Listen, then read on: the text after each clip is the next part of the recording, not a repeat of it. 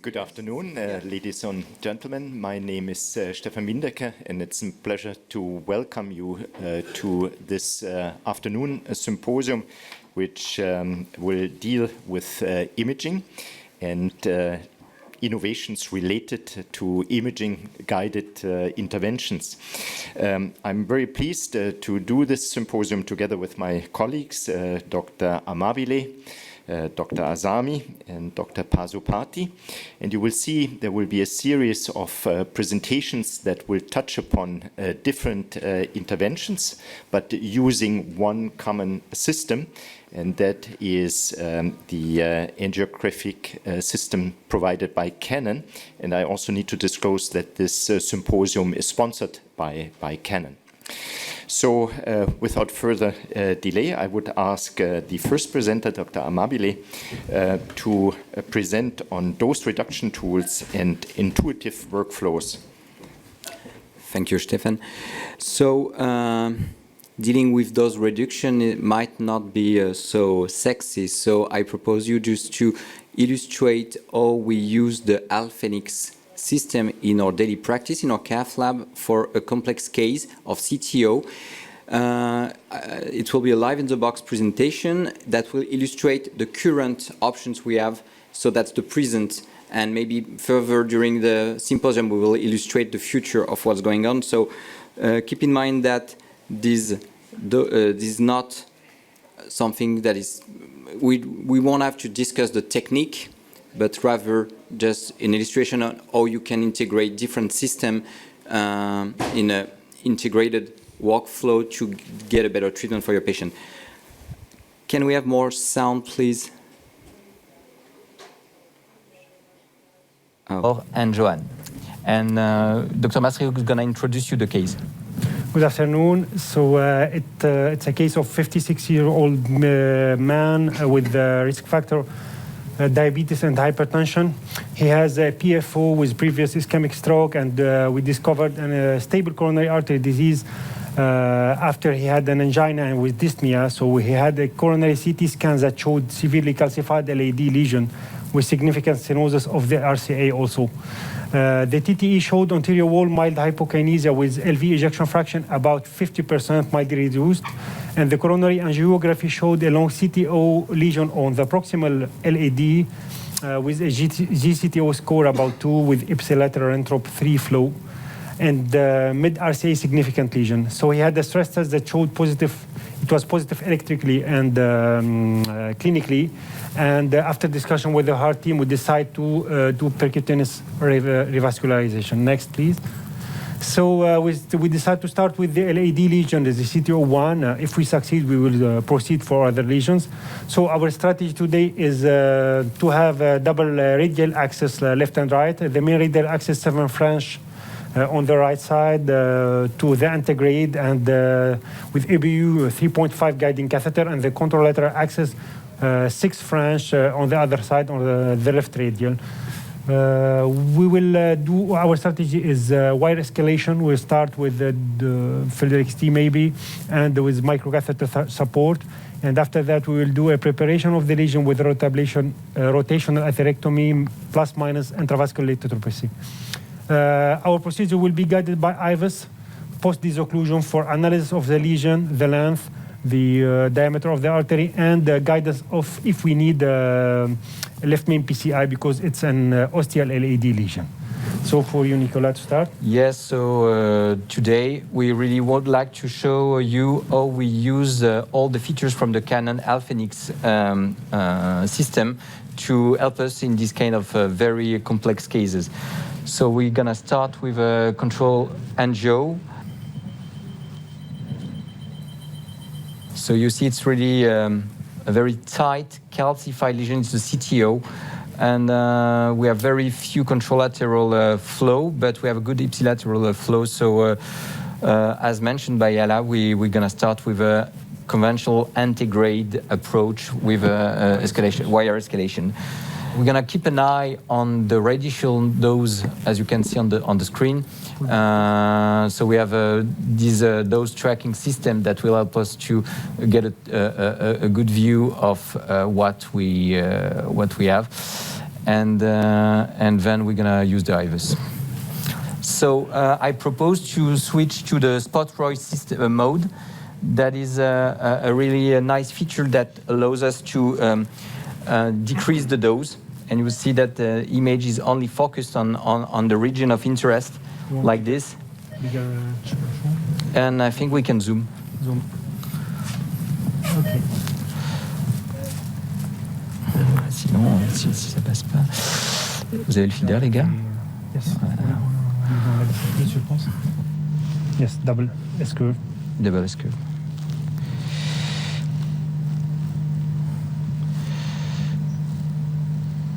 Yeah, good. C'est pas mal ça. Yeah, good. Test? Yeah, good. C'est pas mal ça. Si on est capable. Graph. Yeah. Okay, we are 70. Not bad. Well, We are 70. But we can do a puncture.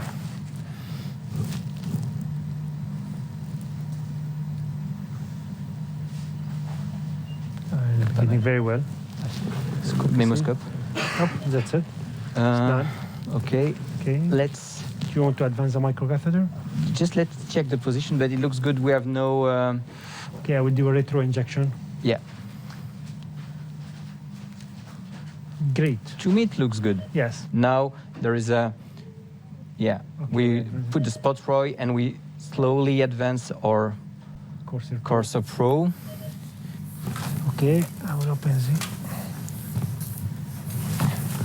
I would like to show the distance of my wire. Yeah. So. You can move to the larger field. Yes. The 20. Keep the SpotRoy. Okay, great. And you see that really the Warota wire is very distal, so we're gonna have a lot of support, which is good. And Ala is slowly removing the microcath from the LAD. So we are good to start rotablation. Okay. So Ala will be in charge of the rota. Okay. We're gonna start with a taking motion.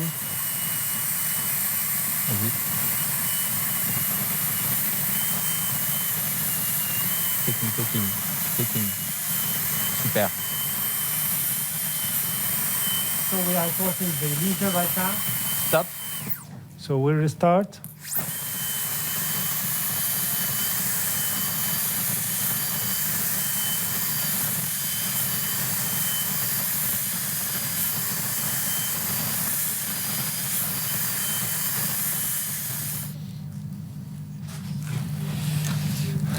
To save, and you see that's nice because now the wire is really straight into the proximal AD. Great. And Our balloon the balloon is really crossing getting. very well.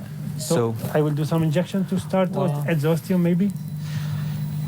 Okay, that's great. that's great. Well, once again, we're just talking with Ala, but I think that there is definitely no way to get rid of just to nail the ostium. We'll see, but after the IVUS, but. Once again, I'm So not sure. I'm You see there is no residual imprint on the balloon, so that's good. I'm at 20 atmosphere, so okay. We see the calcification around the. Pas mal, hein? It's good. It's opening well. No residual imprint once again, so that's very encouraging. You will see here that we have some calcification. This is a normal part of the artery. It looks normal. So the very interesting point is that the lesion Here. looks shorter on IVUS than on the angio. So it will allow us to get a more precise PCI. Now we are really into the CTO. You see it's really into the calcification. And We are in the true lumen also. still on the true lumen. I just think that at one point we might have get out of, maybe we might be extra plaque. I'm not so sure, so the IVUS will tell us. So far it's Here. still good. No? Well, No, we aren't. You see, it's hugely calcified, but there is no ring. It's Yes. cracked by you see that we cracked Yes. the thing with the ring. yeah, the Calcium ring ring. is calcified. You see that there's these images of abrasion by the Non-compliant balloon.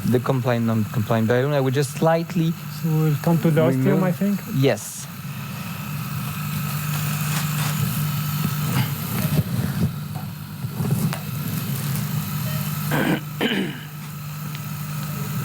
everything is really calcified. So we have the IVUS, the monitoring of the patient, and a bigger view of the angiography. We can also show how we guide our calcified lesion treatment with the stent enhancer mode from the Canon system on this zoom stent enhancer mode. We'll zoom a little bit. Okay, great. You can go. Okay, Great. let's go. And we see that we are really past the Proximal part is very, very calcified. The distal And part is less. It's slightly calcified, Yeah. but I would start there. Okay. So the stent enhancer mode was not designed to analyze the So there is a calcification, lesion. but rather the stent, but it works pretty well if you We want use to the get one-shot a good mode. picture of We the don't need to topography of record the for- calcification. Minutes and minutes. So it's a 3.028 synergy X-day. It's a good one for calcified lesion. You see it crosses pretty well. Inflation. Nice. I'm at 12. Donc ça, c'est un 28. Stent enhancer mode, please. Yes. Good. Good. That's a nice have overlap. Graph. Short graph. Good. We have It's 8 good. millimeter on the left. Yeah, that's. I like it because If you agree I'm not for really. I'm not really a big fan of covering the ostium of the left main, especially in this case. It's super huge. So let's go. And we can already have our pot balloon, please. Okay. Looks 1, good. 2, 3. So now there's really a tricky. There's a tricky point because so the pressure is still okay. Okay. We'll go here. And let's go. Let's do it. So inflate up to 16. So I see the recoil of the stent, so the left main is really a large one. Ok.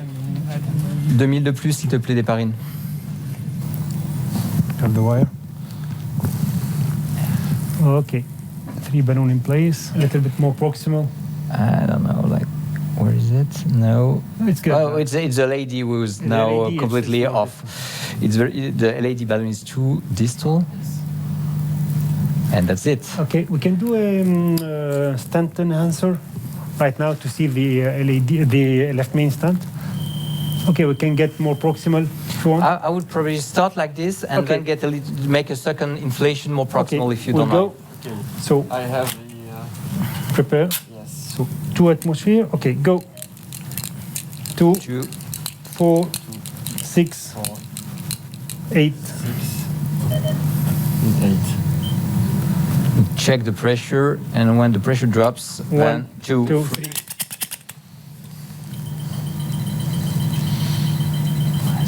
Okay, we don't see the ostium of the ramus, but if we move to this view, I think we will see it. Okay. Okay, great. It's good. So we do a cranial for the LAD, and after will IVUS, or Yeah. What is really interesting is that you can see these really bright images around the media, and which is a good sign of positive remodeling in the future after your deocclusion. And now that's the sense. So there is no dissection at all. So that And is see a real there is no- representation of what as you far as get I in, can in your as we cath can lab, and on your see screen here, you've got the you cannot IVUS, see any the angio, the dose tracking malposition, system, but the that's reference, gonna be a and long the run. EKG. So you've got all the information in front of I'm you, and looking you can forward control to the result of have the a look, have an eye on analysis everything. and of the post-stenting minimal stent area into the proximal AD to be sure that we can obtain the criteria proposed by the EuroPCR, which are 5.5 square millimeter into for IVUS analysis. Wow, c'est pas mal. 6.12. So the question is, what was the size of the balloon that we used for the tracing? It's a good result. It's a good result by I control IVUS. the distality of the LAD because it was under perfuse under expand and once again, we don't have to be disappointed by the size of the distal LAD. Okay, are good. Okay.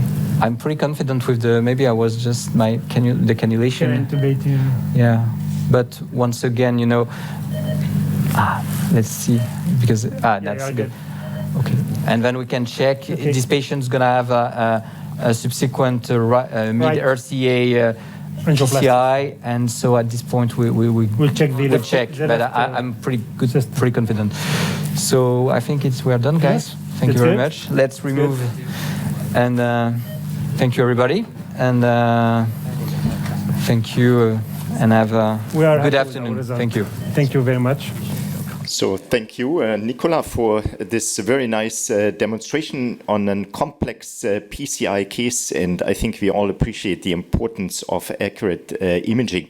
If you have questions, please don't hesitate to go to one of the microphones. You can also submit your questions here online. And maybe one feature I would be particularly interested in is this dose tracking visualization that we have seen here on the screen. Perhaps you can tell us quickly how this is operating in terms of color change and so on, which particularly during CTO interventions is obviously of importance. I think as a CTO operator, I was really interested in this feature that is illustrated here on the lower part of the panel, and you can see that in real time you have the dose delivered to the skin of the patient, and you can also visualize the incidence of the X-ray beam across the patient, and you get this nice color map that is a good way to analyze the dose. And when everything is blue, it's okay, and then of course the I would say the most red you come and the worst it is. And so I think this visual representation is a good way for us to get the information and to be able just to change the sometimes you are into your procedure, you don't pay that much attention, and then also the nurses are quite aware of that, and sometimes they say, well, you should change because now the delivered dose is too much. No, I think this is really a very important feature, not just for the operators, but particularly also for the patient safety, and frequently we also deal with repeated procedures, so I think this is very important. I'm sensitive to time because we have two more presentations, and I propose that we transition to the next presentation, which will be provided by Masa Azami, and it will touch upon some deep learning technology that is integrated in the Alphenix system. Okay, so thank you for kind introduction, Stefan. So good afternoon, everyone. My name is Masahiko Asami from Mitsui Memorial Hospital, Tokyo, Japan. It's a great honor to present real-time AI technology to support complex procedure today. This is my disclosure. Sorry. So I'm going to talk about complex SHD intervention with current technology first, followed by future intervention with AI technology. So the patient was a 49 years old female who had developed symptomatic severe aortic stenosis due to a failed bioprosthetic valve and stroke abdominal aortic aneurysm enlarged to 63 millimeter. And she had a high surgical risk with STS from 8.9%, and a critical frailty scale was 1. And her lifestyle was active and independent.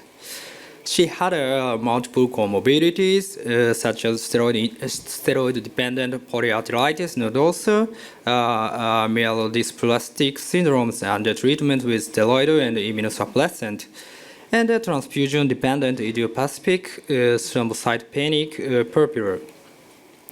And she also had a complex history of aortic surgery. 20 years ago, she had acute aortic dissection at the ascending aorta, and she had undergone ascending aorta replacement. And 7 years later, her aortic root was expanded, and then she had undergone the ventral surgery using SEP 25 mm for aortic valve replacement and Hemasil 34 mm for aortic root reconstruction. and get soft plus 8 millimeter for coronary reconstruction. And then in 2021, she had also distal arch aneurysm, and she had undergo distal arch replacement like this schema. Then here you can see laboratory investigations. She had a normal liver function and renal function, and a higher NT-proBNP and CLP and D-dimer level, and hemoglobin and platelet was extremely low. The EKG shows normal sinus leads with no Vanderbilt block. And the transthoracic echocardiography revealed severe aortic stenosis with normal LV and RV function, no pulmonary hypertension, and trivial aortic insufficiency. And then she had no significant coronary artery stenosis, and a multi-slice CT before TAVI revealed enlarged ascending aorta and ST junction, and both coronary height were enough high, and the membranous septum was 11.4 millimeter, and no horizontal aorta. And the perimeter at the annulus was 73.9 millimeter, and the area was 430.8 square millimeter, and the BTCs both are enough long to perform valve-in-valve procedure. So up shoulder, we can use several type of THV, and then we decided to use evolute valve in this case. And you can see she has a tortuous aorta and a huge aneurysm with dissection. And you can see the dissection at the top of arch, and then huge aneurysm here, and this is true lumen. This is false lumen. And dissection is expanded to the terminal aorta, and this is true lumen. This is false lumen. And then luckily she had a femoral artery, both are intact. And again, I show you the complex anatomy of this particular patient. And then here is a ventral side, and here is aortic arch, ascending aortic replacement, and here is a distal arch replacement. That is here to here is a native arch with dissection. And here you can see detailed image analysis of CT scan. This is true lumen. So the true lumen on the right from my side. And then this is true lumen. And here, so it's a front side. And again, here is a true lumen. Go up. And then this is true lumen, front side. So in our local heart team discussion, SAVA cannot be performed first because her aneurysm is about to rupture. So furthermore, it's difficult to perform dissection surgery in the lateral position in the presence of severe aortic stenosis. And it's also difficult to perform simultaneous procedures. So the best option we thought would treat AS first by TAVI, and then treat aneurysm as soon as possible. So anatomically, valve-in-valve TAVI procedure was accepted, and we had determined to perform valve-in-valve TAVI procedure with Evolute Pro plus 26 millimeter. After puncture of right femoral artery, I advanced the wire through the true lumen by TTE guidance like this. Here is the true lumen. And at the top of the arch, I advanced the wire by TEE guidance. This is a wire. Then I try to cross the wire, check the T. And finally, I successfully cross the wire through the true lumen. And this is orthography. Looks not bad. And I used 20 French 65 centimeter long cis, and I advanced carefully, and it has reached the top of arch. Actually, I thought that this would reach the ascending aorta, but unfortunately, it was a few centimeters short of distance. And then after that, I tried to advance a THB with some resistance, and then I tried to push it. And then I could deliver it to the ascending aorta, but not to the aortic position, like this. And then that's why I changed the wire to the Landkist, which is a stiffer wire, and used a snare technique, but it did not work. And then as a next step, I used a PTA balloon to support delivery. And then finally, I successfully closed the THB to the failed surgical valve. And the implantation step was normal, like this. And then a successful implantation. Then this is a final assessment. Aortography showed a good result. And however, in this young female patient, we should provide a specific intervention with less radiation and less contrast media dose as possible for her future. And then after TAVI, she had undergone a graft replacement for thoracoabdominal aneurysm, and she is currently in good health. So in future intervention with AI technology.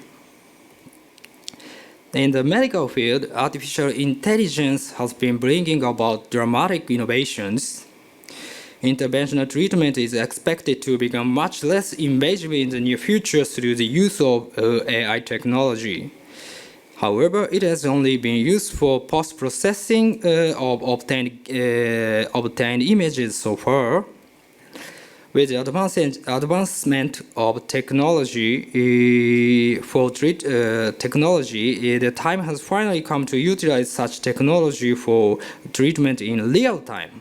Less radiation dose, less contrast media, more device, and better visibility are expected to be achieved with this technology.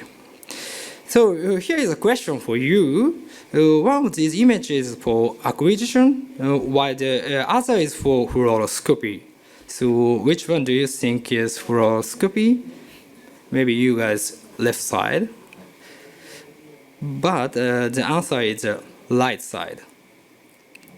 As you can see, the noise in this image is very suppressed, and the vessel looks quite sharp, similar to acquisition images. Actually, the light image processed fluoroscopy was processed with deep learning technology. The complex algorithm established through deep learning by Canon Medical will achieve a sharp image with good contrast and result in more than 2 times contrast to noise ratio, which is a key metric to represent the quality of the X-ray images. And here you can see this is a comparison between conventional fluoroscopy and AI-processed image. With this technology, you can obtain deeper perception of vessel anatomy and gain better image comprehension in challenging situations like steep angulation and obese patient. Also, as basic image quality will be drastically improved, you can minimize the use of contrast media and X-ray dose for your patient with this technology. According to the pilot site in Japan, they succeeded in reducing X-ray dose by up to 30% compared to their normal system settings. This is still a pilot experience, but I believe the day will come soon when we can achieve worse contrast and X-ray dose reduction utilize this kind of real-time AI technology. So, ladies and gentlemen, here you can see a take-home message of my presentation. Based on the advancement in catheter technology, catheter interventions have been spreading to patients in need of more minimally invasive therapies. Therefore, medical imaging is evolving in accordance with device treatment advancement, and AI technology has started to be utilized for real-time imaging for less invasive therapies. So cardiologists should monitor their advancements for pursuing continuous improvement in daily practice. Thank you for your kind attention.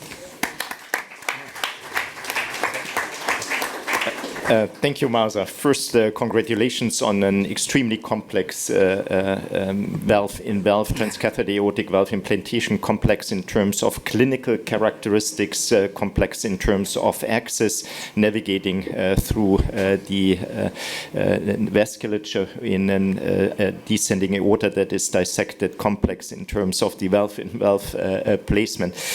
I think we cannot comment on this case. It is there's so many features, but I think in the interest of the technology and coming back to what we already learned from Nicola in the previous presentation, we learned about the dose tracking feature, we learned about the spot ROI technology, and now we learned about this AI enhanced imaging intensification. And maybe you can just quickly say, so how does it, you don't need to do a cine angiography in order to obtain this quality of image. It is purely obtained by contrast injection during fluoroscopy. Is that correct?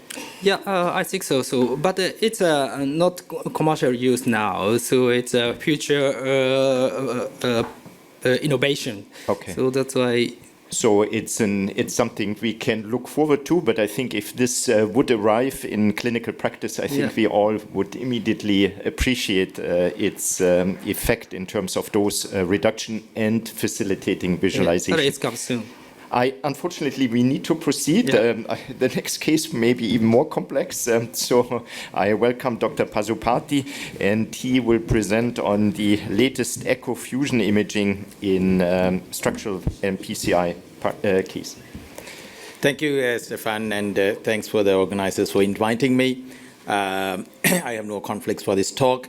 I'm a cardiologist from New Zealand. In Waikato, we cover pretty much this north area, do about 5,000 procedures with 4 cath labs there, and we're not a big country, but I was quite fortunate to trial the Canon's new AI tools. So pretty much in the next 10 minutes or so, you will see slightly space-age technology, which is pretty much using the dynamic device stabilizer for coronary stents, and also the echo fusion for structural heart disease using the AI technology.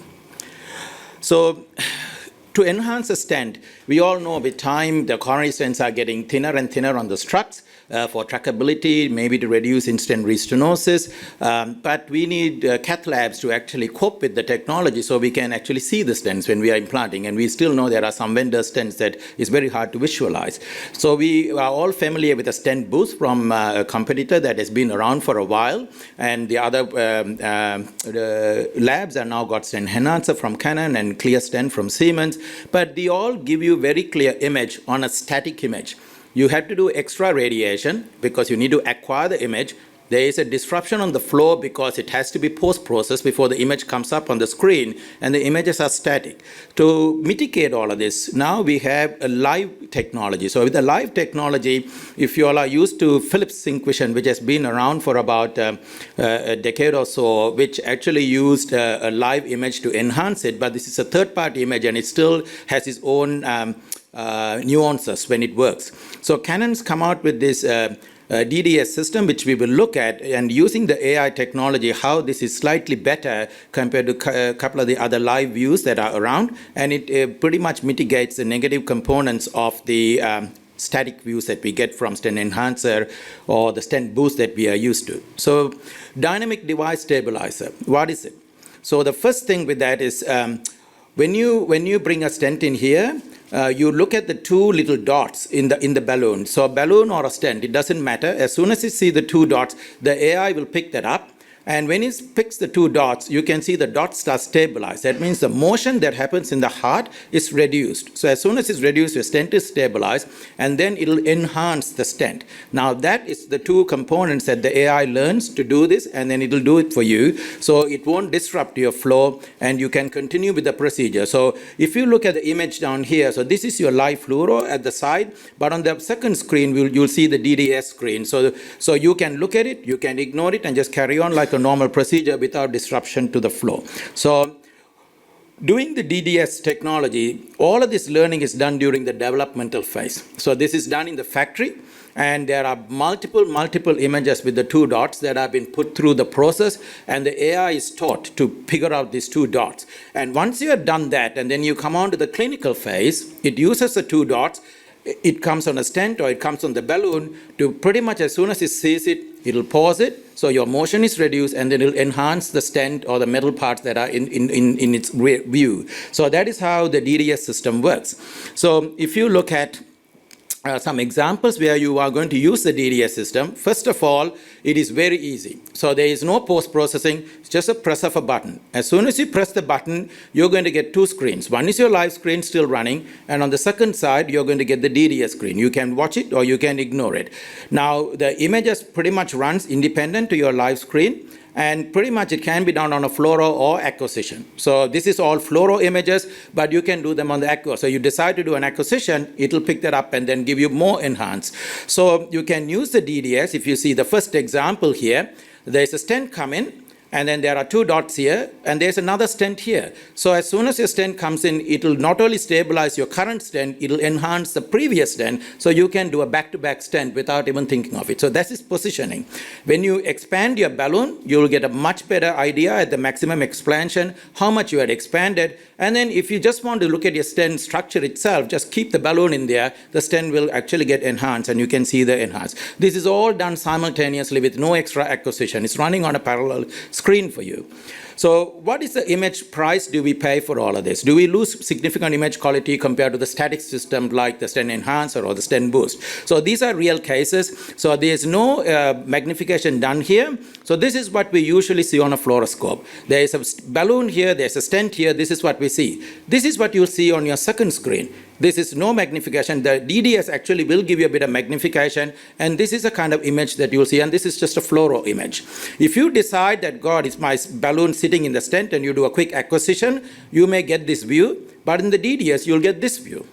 So there is no extra dose. It just comes up on the second screen, and the AI will immediately give it to you. Now, if you have a lot of time, you wait for the post-processing, and you can get stent enhancer, but that disrupts the workflow. So in this way, you just carry on, and this is the kind of screen that you'll see next to you as you are going through the cases. So this is just a quick example on a 51-year-old gentleman with an anterior STEMI. So this is just showing a screen setup. You have your hemo here. You have your reference screen here. This is my live screen, and then this is the DDS screen. You just press the D and it just come up. You can set it up the way you want in your own lab. So this is kind of a quick setup, and these usually works on a 15 centimeter magnification. That's when the DDS works the best. So here I put the first stent in the LAD. It's looking at these two dots. I'm coming with a second stent here now to place it behind the first stent, and it immediately enhances the first stent because there are two dots. And then I'm expanding the stent. You can see there's a little bit of under expansion here. And then when you take your balloon down, this is what you usually see on your workforce on the fluoro, but this is what you'll see on the DDS screen. So the stent will immediately enhance, and you can continue to expand the stents as much as you want to. So that is DDS. And then use the same AI technologies to talk about echo fusion as well. So what is echo fusion?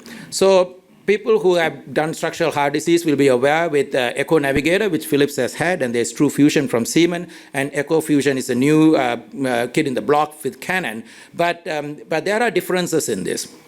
So when you talk about echo fusion, you need 2D live fusion. So a 2D live fusion, so Philips usually will give you a 2D, 3D live fusion, but in the Siemens, it is a live fusion, but you do not see the images on the screen. You see a dot, or you see the valve that you can draw, and that comes up on the screen. It is not live. The true version 2 will come with some live fusion, but current available system just gives you a dot. So while Canon has come into the market, what you are seeing is you not only see the image that is coming onto the the screen live, that image quality is way better than the current vendors that are around. We pretty much have these systems in our lab. So with the AI deep learning, which is actually something extra that you get out with this system, you get further benefits from it, which is what we're going to look at in the next couple of slides.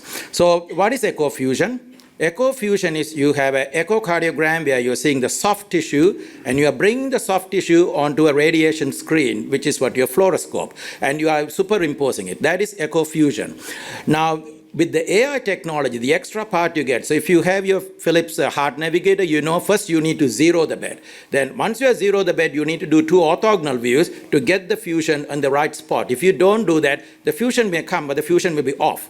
So with the AI technology, you do not need to do any of that. The AI detects the probe and it knows where in the space you are. You don't need to do any zeroing of the bed. Your workflow still carries on. It picks the probe and it'll just fuse the image for you. And through the case, it'll continue to pick the probe and give you the images where you don't need to go back and reset like what you have to do with the other technologies in case you've done a lot of movement. So that is pretty much the AI technology that the Canon offers. So with, again, like what I told with the DDS system, this is also done in the developmental phase. The learning part is done in the developmental phase. So you look at multiple chases of the echo probes, and it learns the echo probe and decides where it is in the 3D space. And then when you come on to the clinical space, then it pretty much sees the echo probe, and then it sees the image that comes off the echo probe, and then it fuses onto the X-ray. So that is how the system works, and then you get the fusion image on the day. So if you look at a live screen here, so this is just a simple PFO case, no hemodynamics is used. This is an echo image. This is just a static to show your workflow lay. This is just the live fluoro, and you can see how this image has been fused onto the screen with the device. So if you look at the case itself, so this is a young female with a cerebral stroke. You may not need to use fusion for this, but I'm showing you the concept so you can understand. So you can see the SVC, you can see the IVC, and you can see the PFO tunnel. Generally, you will just cross blindly, knowing where you are. You'll just look at the echo. Now, when you get a fusion, you see the SVC, you see the IVC, you can even see the PFO tunnel, and you can just cross. So it's very easy to teach students where you are in space, where your tunnel is, and just cross through the tunnel. So that is the fusion image. You want to do a balloon sizing. Usually, we take a balloon, we inflate the balloon, and then we decide where is my waist, and we adjust the balloon. But here, you don't need to. You actually see the tunnel. You go in, you inflate, you get the size, and you can move on. So that it speeds your process that you are doing. This is the PFO closure itself. This device is actually pulled a little bit harshly, so you can see the device is slightly inverted. So if you want to recapture that and replace it, you can do that. So you can see the non-fused image. So whatever that is fused is whatever that is shown in the echo is a bit that fuses. Anything that is not fused, you will see it on the fluoroscope still at the same time. So this time you can see the PFO tunnel, you come and relax the left atrial disc, and then you put the right atrial disc, and the device sits there very nicely. This is a case with an 88-year-old gentleman who was concerned to have significant paravalvular leak. Now, I'm not going to show you the paravalvular leak part of it. I just brought on to show the fusion here. So if you do a short axis view, the short axis view of the valve is sitting like this. The short axis view is going into the screen. So your fusion image will also go into the screen.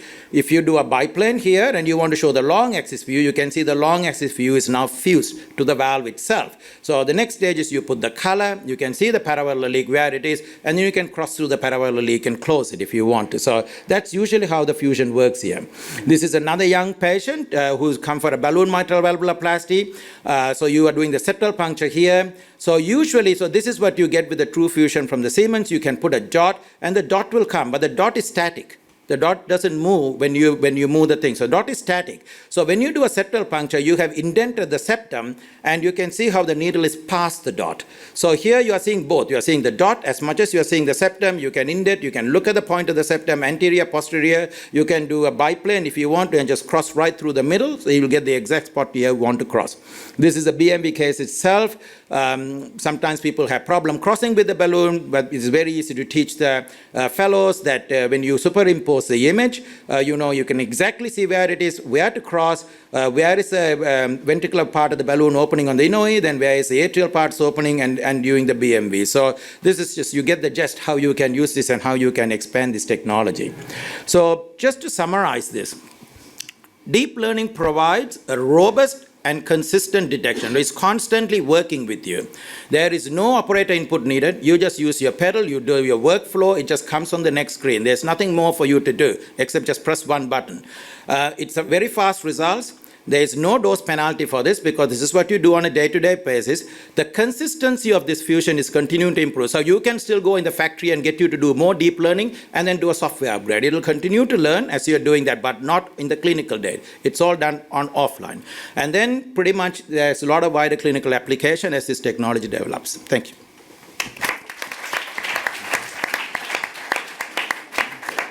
Thank you very much again for these impressive illustrations. Unfortunately, our time is up, but I need to ask you one question, and perhaps you can share your experience with the audience. Is it fair to say that this AI-enhanced use of fluoroscopy is able to completely replace cine acquisitions?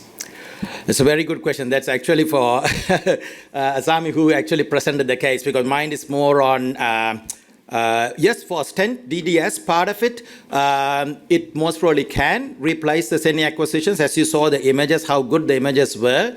I don't know whether it'll completely replace. I think in New Zealand, an average weight of our patient is 120. It goes up to 200 kgs. Occasionally, I do want the odd cine. You saw it gives you even bit more clarity just for the fluoro to cine. But for majority of the patients, you can ignore the cine and you can go on fluoro. So I think this benefit cannot be underestimated in terms of dose reduction, and I think we are certainly, as those applying these radiations on a daily practice, in our own interest, but particularly towards patients, very interested to learn more about this. I unfortunately need to close the session. The time has been completed, but nevertheless, I wish to thank the audience for the attention. Thank you for the very interesting presentations, and perhaps the three presenters also have time for you if you want to interact for further questions. Thank you very much. Thank you.